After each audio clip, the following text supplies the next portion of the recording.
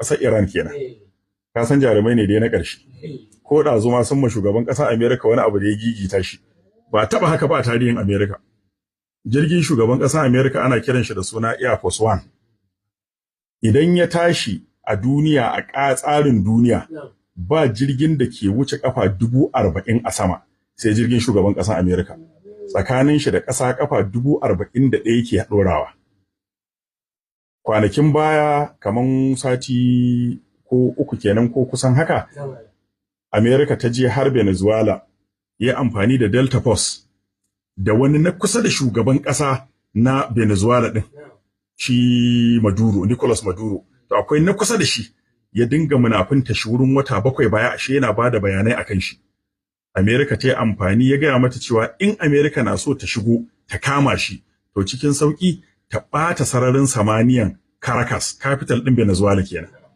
Saboda haka Amerika ta yi ta ƙoƙari tana binciken hanyoyin da za ta iya tamfarin da saba ɗin wutar lantarki. Saboda in aka yi tamfarin da saba ɗin wutar lantarki su can ba irin bane da ake ɗauke wuta. So ba su da wani alternative nan an ɗauke wuta da wuri. Saboda haka suka yi amfani da wani technology nasu suka ɗauke suka ɓata wutar Caracas ɗin. Wuta ta ɗauke. Delta Force suka shigo jirgi fiye da 140 akan mutum ɗaya daga shi sai matar shi. Suka shigo gidan suka kama shugaban ƙasan suka tafi da shi.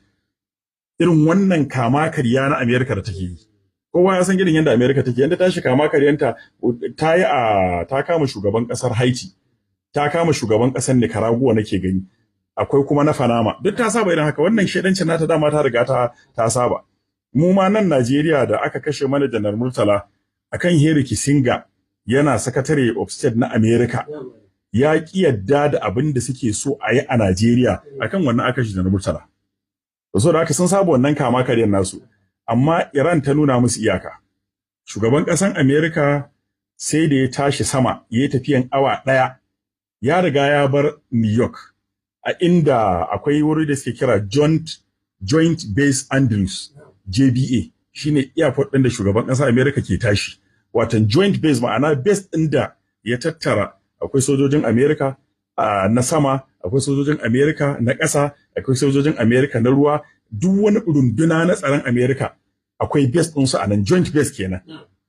Jirgin ya tashi lafiya lau da shugaban ƙasar Amerika sai da ya awa 1 a sama. Iran ta amfani da wani fasaha da ba a taɓa ganin irin ta ba sai yau. Jiya da daddare abin ya faru. Sai ta ɗauke wata jirgin shugaban ƙasar Amerika. Yana sama ba yana ƙasa ba. Bayan ta ɗauke sun saduda ba yanda za a yi sai kuma ta dawo da wuta. Ai sai ya ce a koma